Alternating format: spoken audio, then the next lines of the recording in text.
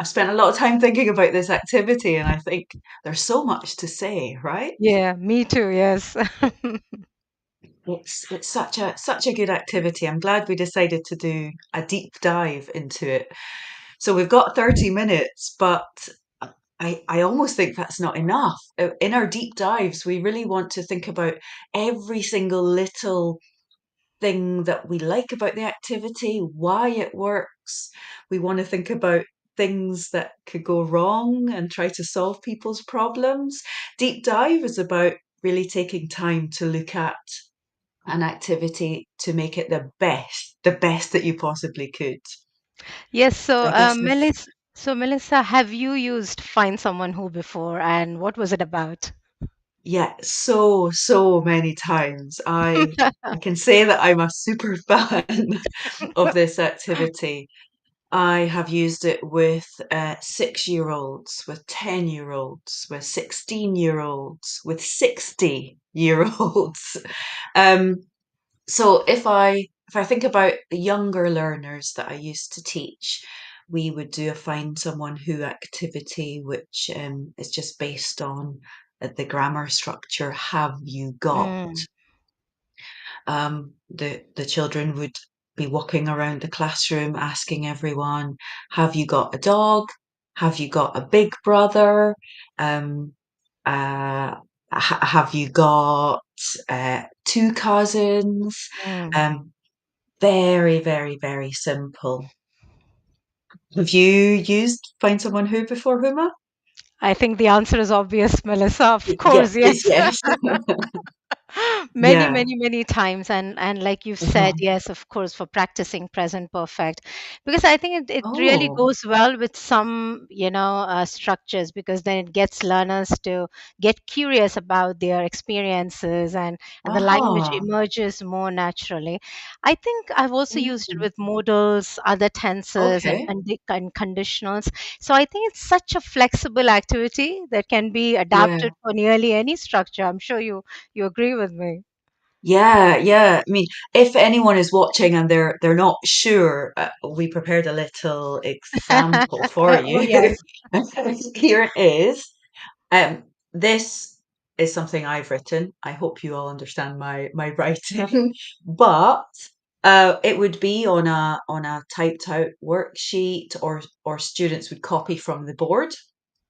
And we want to find out in the class who makes the bed, who washes up, who takes out the garbage. You can see that my unit was about things you do in the house, okay, jobs in the house. This one is just present simple. Mm. Um, so you can see that I've got one name already, our colleague Chris. So I found out that he makes his bed. Good, great, good job. Um, if I want to find out, if I want to find someone in the class who washes up, what question do I need to ask the class? So Hmm. if you're watching us, please tell us in the comments. Yeah. So we're practicing do questions, Yeah. right? We want the students to walk around the class saying, "Do you wash Oh, up? yeah. Do you wash up?" We don't want the students to say, "Who washes up?" Of course not. Because that spoils the activity. We want them to talk to one person.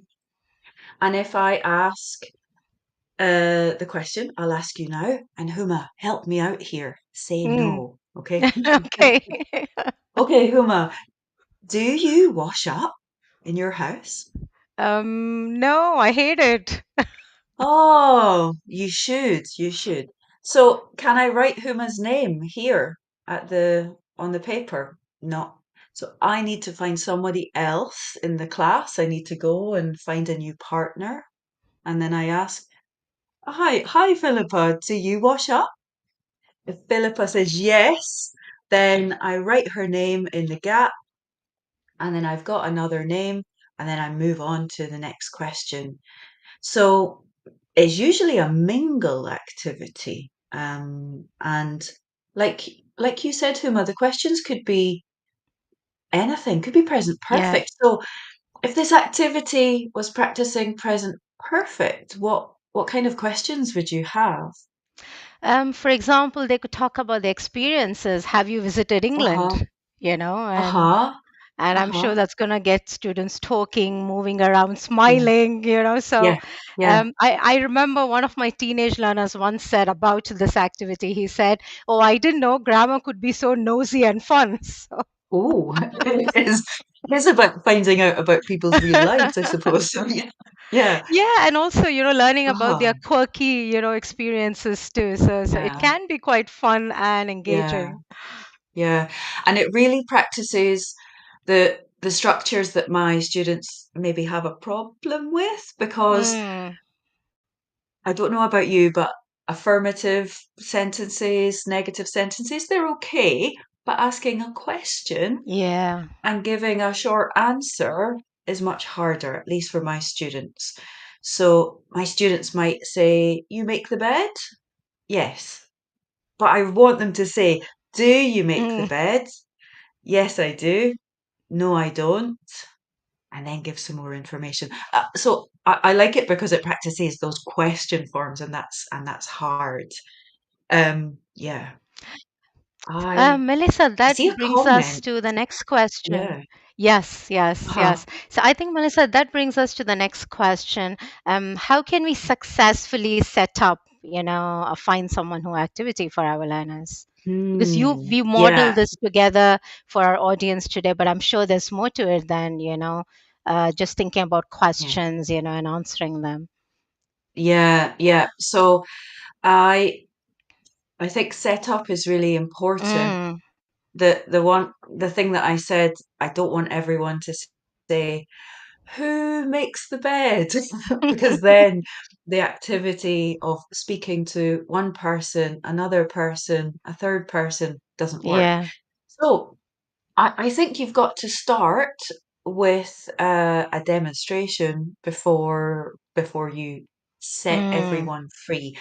So I usually do this activity as a stand-up mingle. yeah. Is that what you do quite a lot as well? Yeah, of course, yeah. Okay.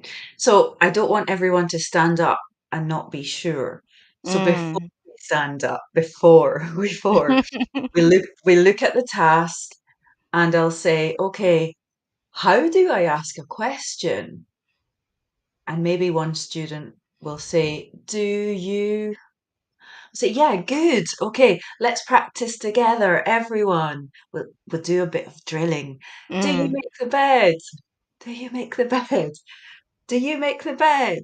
Do you make the bed? So that they're super confident before they start. And I do that before we stand up. Definitely before we stand up. Yeah, that's important. Yes. Yeah. And then Um, I quite like bringing out a student yeah. to demonstrate it with me. Mm, So I'll say, Huma, you come out to the front and let's do a question together.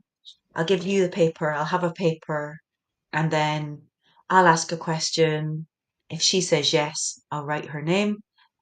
And then when she asks me a question, I'll always say no on mm. purpose so that they get the idea that if somebody says no, they need to go and look for another partner. And I First, think yeah.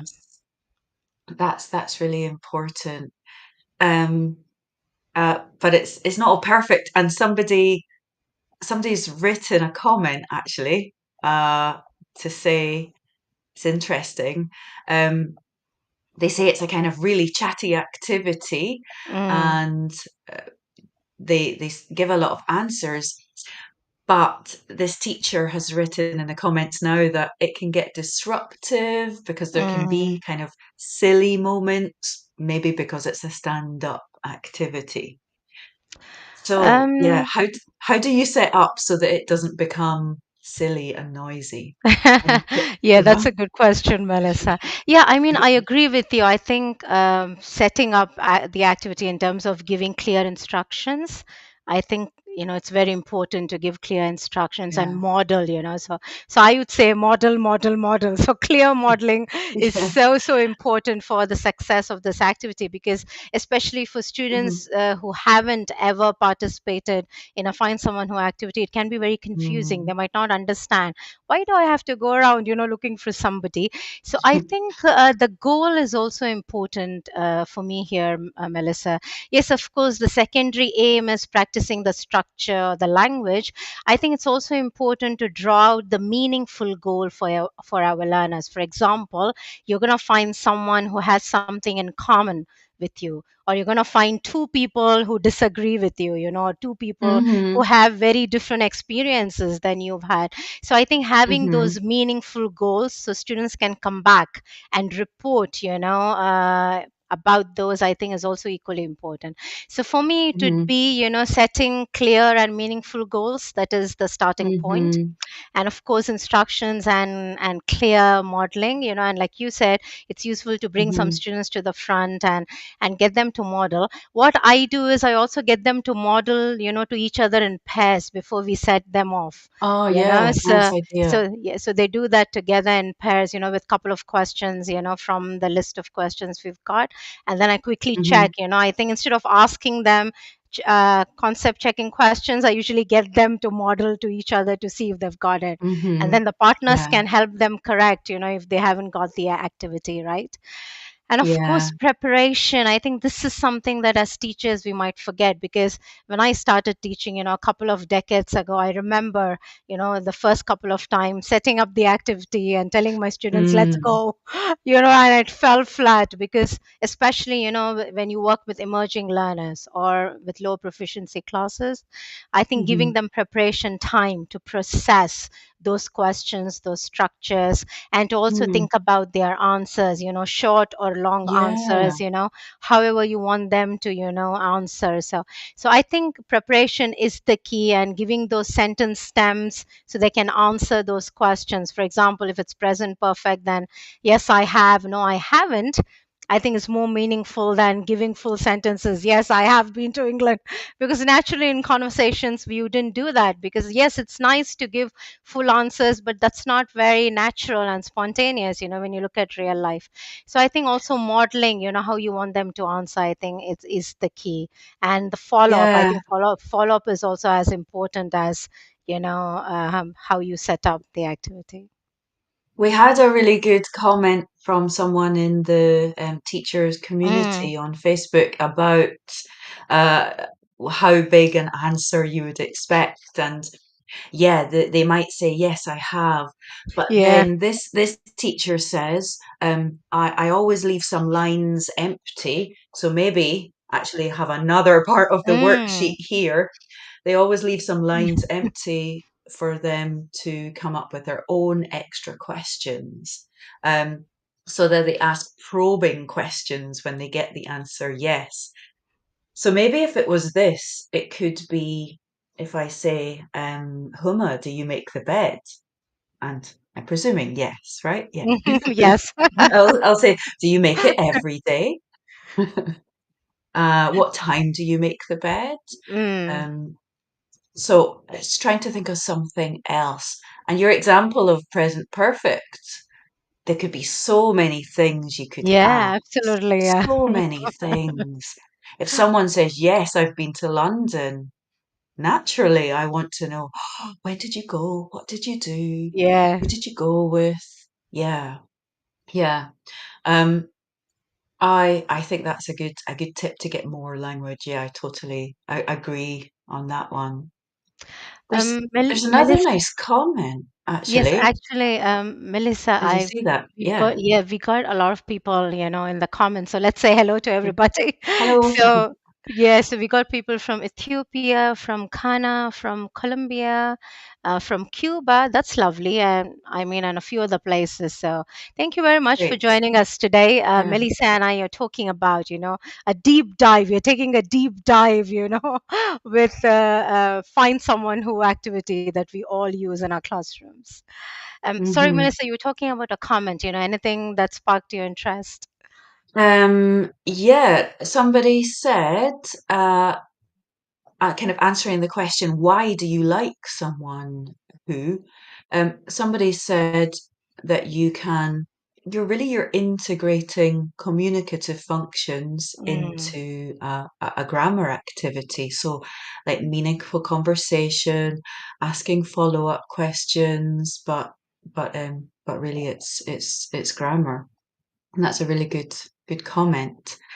Um, so that's one thing definitely you that people will enjoy. I think there's lots of reasons to enjoy this activity. One big one for me is that it's moving around.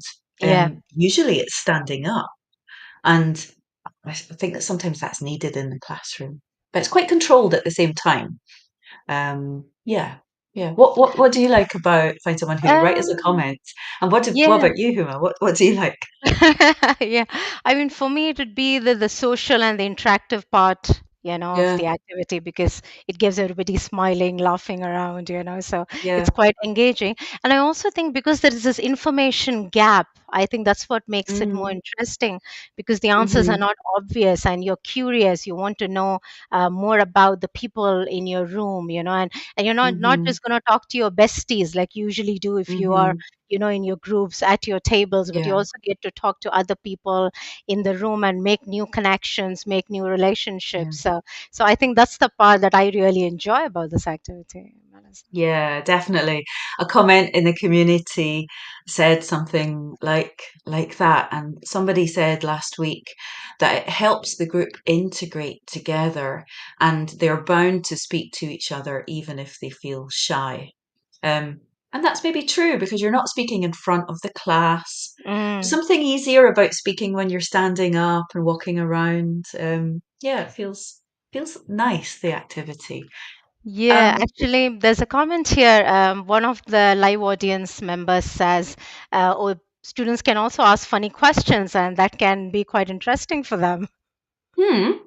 Yeah, they could Yeah. make up their own questions. Yeah, that's true. I once did quite a high level find someone who to practice a grammar structure um, Mm. of second conditionals. And actually in that one, the students made up the questions. So they had to find someone who what was it? Would buy a boat if they were rich. Ooh. I can't remember what the other questions were. If some Who would give their money to charity if they Mm. won the lottery, that type of thing. Yeah, And so conditionals. Yeah. all yeah, yeah, second conditionals and all the groups had different questions. So Mm. it was even more interesting when they asked around the class. Yeah, yeah, that could work as well. Um, it doesn't always have to be a mingling activity, though, does it? So, Mm. what adaptations are there to find someone who? I think that's a good question to ask. I think it doesn't always have to be stand up. It could be sit Mm. down, right? If your Yeah, of desks don't course. move. Yeah. Hmm. Hmm. Yeah, I think especially in large classes, because a lot of our teachers and many of us as teachers, we work with large Hmm. classes. I think one of Yeah. the best ways would be, if you think classroom management is going to get chaotic, which it can with this Mm. activity, and that can be one of the challenges, of setting up Hmm. find someone who activity in your lessons. I think then you divide students into different groups, and maybe each Uh-huh. group can have a different set of questions, and they rotate those questions Okay. between them. So Yeah. that's one way Yeah. of doing that. And Melissa and I were earlier this morning when we were talking about this live, we were also talking about other ideas, and I was Mm. telling Melissa that you could also find someone who with a dice, for example, in a Hmm. low resource classroom where you do not have access to printer or projector, but maybe you have dice, or you could get students to bring in dice from home.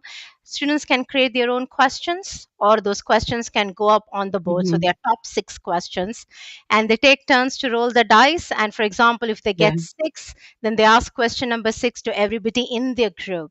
So the activity becomes Okay. more manageable, and Yeah. it's still fun, because the dice brings in that interactive and that Oh. fun element, into the activity. So, Yeah, that would work. I've also worked in some schools where the desks are fixed to the ground. mm, Um, but if you think about it, you could still ask the person in front, the person behind, the person to your left, the Yeah. person to your right, and maybe the person across this way. So you could Mm. maybe still ask six different people by sitting down. That's maybe one way to do it. And it might be less noisy that way as well. I've also done it in a room where the desks are fixed to the ground and it's really difficult to move about, Yeah. and it Yeah. wouldn't be good if anyone had a physical disability. So we've done it using the back wall of the classroom. Mm. So you can have half of the students stand along the back wall and they don't actually move during the activity. They are the answerers. Yes. And the other people are the questioners, if that's a word. The people that ask the questions. We could So make the it up. people that ask the questions, they can move around, but that's only half of the class Mm. moving around. The other half are standing at the wall and they answer. They're still taking part. So yeah, I think in large classes you could do it. You've just got to think how how can I get them to talk to at least four different people? Yeah. I think that would work. Yeah. Yeah, Yeah. yeah. I think that could also be one of the aims of the activity where you tell your students, so you got to talk to at least four different people in the room, Hmm. so it becomes more meaningful and they're able to, engage with different people in the Yeah. room and get to hear different experiences. Yeah, I mean, like we were talking about, I think one of the other challenges of setting up the activity would be, like we said before, I think having clear expectations because sometimes Mm. I've seen students just going around and ticking those boxes, not actually Ah, right. Okay. meaningfully, listening to their peers or other Yeah. classmates. So I think, yeah, I Yeah. think having those expectations right and modeling, I think that's very, very important. Definitely. Well, there was a question that we wanted to ask, and it's what are some follow-ups to find someone Mm. who, like, what do you do after everyone sits down, after everyone's got some names? What do you do to follow up the activity? And I think there's lots of good answers from the community. But if you have other ideas, tell us in the chat. Um, so what do you do, Huma, first of all, to follow up Um, after yeah, everyone sits down? I think this is a very important question, Melissa, because for me, this is the part of the activity where learning happens. Because your Hmm. students have spoken to each other, but at the end of the day, we want them to have learned something from the activity, felt that they have Mm. made some progress. So for me, this is the most important part of the activity. And like I said, this is where the learning happens for me. So what I Hmm. usually do, especially in my when I work with emerging learners or with low proficiency classes, I get them to repeat the activity. So I know that might sound a bit Yeah. weird, but I have Hmm. researched this area in my classroom. So what I usually do is so when my learners are on the activity, doing the task, they are on the task. I give them some room Hmm. to do the activity, and then I monitor, of course, get some language, and I stop the activity midway. And they're all puzzled. Yeah. Why do we have to stop? So I stop the activity midway and I get that language on the Uh-huh. board and I get them to work with each other or with me to correct the language. And we also think Uh-huh. about articulation, fluency, how they could extend their responses.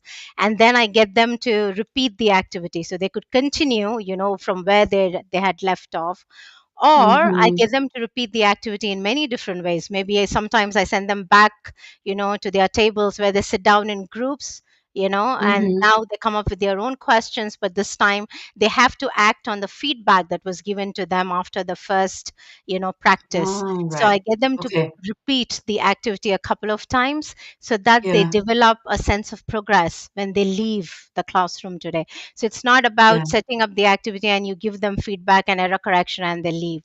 No, for Hmm. me, Hmm. it's giving them more opportunities to repeat the activity so they can, build up more confidence, have a sense of progress, and also Hmm. deepens engagement for them. Yeah, and get better at Yes. saying things as Yeah. well. That's what's nice about find someone who you're repeating and Mm. repeating and repeating, and you can give your answer once, give your answer better the second time, give your answer fantastically the third time. Um, uh, Another comment that came from someone in the Facebook community said that after they're done, This teacher asks the students to present their most interesting or surprising Mm, findings to everyone. They do it in turns, and the reason to listen for the rest of the yeah. class is to note down information about people in the class. And then this teacher's final wrap up of the activity is a writing task. What I didn't know earlier about some of my classmates. Ooh. I love it. I Yeah, love yeah, it. me That's too. brilliant. It's Great. amazing. Yes, I think that's a very Yeah, good, rounding off activity, rounding off, yeah, exercise for the activity where you think about, your experience of having listened to yeah, different people and you capture yeah, them, in some yeah. through a meaningful medium. Yes. It could be the first time this class has met. I actually Mm. really like it as a start of term activity. Yeah, me too. I, I imagine that even if your class has been together for 6 months or 2 years, they would still find someone Mm. like someone that's got something new. They would still find something interesting, I think. Yeah. Yeah, of course, because um, you use it to practice different structures. So I'm sure you're gonna get different things out of yeah. your classmates. Yeah, you'd be talking about the past, the future, Mm. dreams, hopes, Yeah. lots of different things. Um, I said at the start, I didn't think half an hour was enough to talk about Oh find someone no, who, yeah. yeah, yeah, I think we've run out of time, Huma. um, Yeah, unfortunately, no, yes. yeah, yeah. Please keep sending your ideas. We would love to know, how do you use Find Someone Who? What do you like about it? Have you got any problems that other community members could help you solve? And what do you do afterwards? We want to know follow-ups. We loved that last idea from that teacher. Um, but for now, we'll say goodbye. This has been a deep dive into Find Someone Who, which is connected to our course, How to Teach Grammar. And we really, really recommend that course, of course, don't we? Yes, and Melissa, before we go away, I would like to invite the audience to comment and tell Yes. us one idea from this, conversation that they would like to take with Mm, them, and apply it into their yeah. classroom. So please tell us. We'd love Yes. to, read your comments and join this conversation with you later on. Yeah. So thank you Yes, very much please. for, yeah, yeah. Thank you very much for coming today. We'll see you online in the community. You take care and bye bye.